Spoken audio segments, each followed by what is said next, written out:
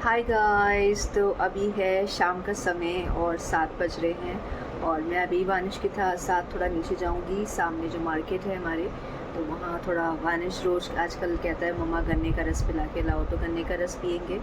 और उसके अलावा मेरी इच्छा है थोड़ा सा पानी पूरी खाने की। वो जो 5 जार्स रखे होते हैं ना, उसमें से वो अलग अलग पानी से जो बना के देता है वो बहुत अच्छा लगता है। तो मैं सोच रही हूँ कि मैं वही खा लूँगी। आजकल गर्मी में ना खाना खाने की इच्छा ही नहीं होती है। बाकी हम रात को खिचड़ी खाएंगे, मैंने वानिश से बोला था, तो उसने कहा ठीक है। तो खिचड़ी खा लेंगे मूंग के दाल की, थोड़ी हल्की हल्की। शाम को सही रहती है 7-8 बजे के आसपास, खूब सारा घी डाल के।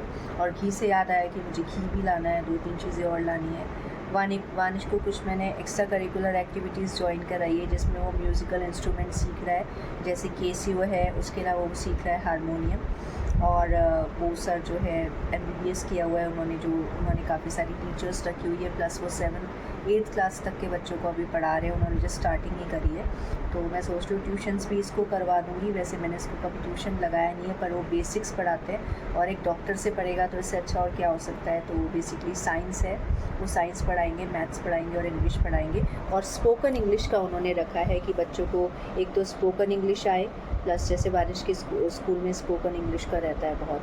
और दूसरा चीज़ ये है कि फ़ास्ट रीडिंग, क्योंकि वानिश को रीडिंग करनी तो अच्छी आ गई है, लेकिन एक जो फ़ास्ट रीडिंग होती है वो 4th ग्रेड में है उस अकॉर्डिंग, तो ये है। और डे केयर भी है उनके, तो मुझे प्रॉफिट हो जाएगा कि कभी अगर मैं स्कूल जा रही हूँ और उसकी छुट्टी है तो उसको मैं वहाँ आराम से छोड़ सकती हूँ। और वैसे तो उनके डे केयर का टाइम रात को 8 बजे तक का है, पर मुझे तो ये चाहिए कि भाई दिन के 2 बजे तक वो वहाँ पे रह ले, क्योंकि मेरा यही टाइम रहेगा। तो मैं बहुत निश्चिंत हूँ और वो डे केयर जस्ट हमारे पास में ही है, तो मैं बहुत खुश हूँ कि एक अच्छा डे केयर मिल गया है।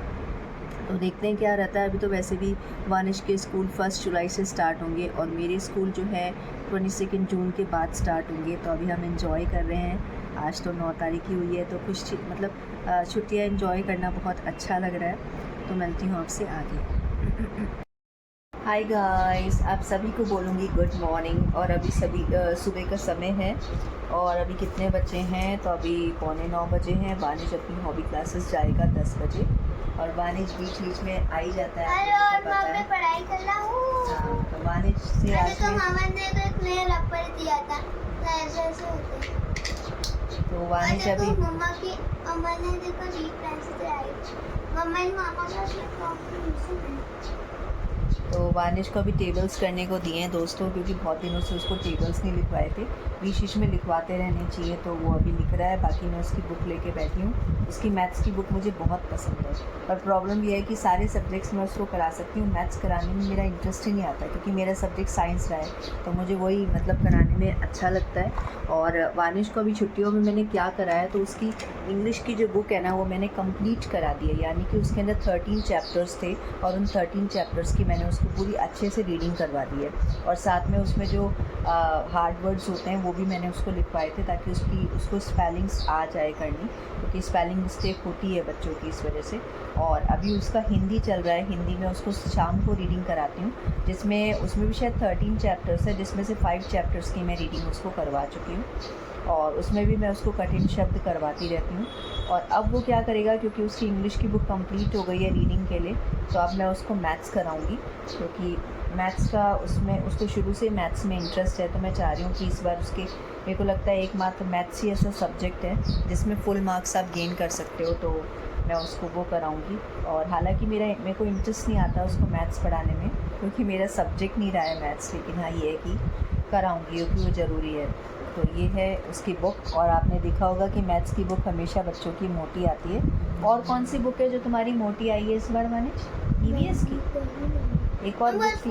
कंप्यूटर हमारी पहली वाली क्लास में करती थी ना, वैसी बुक है हमारी EVS की। हाँ, तो EVS की बुक जो वानिश की है वो भी चौड़ी और थोड़ी मोटी आई है। और इस बार मैंने देखा है कि इसकी जो बुक्स आई है थोड़ी सी लैंग्वेज उसकी थोड़ी हार्ड है, चाहे वो EVS की हो या कंप्यूटर की हो।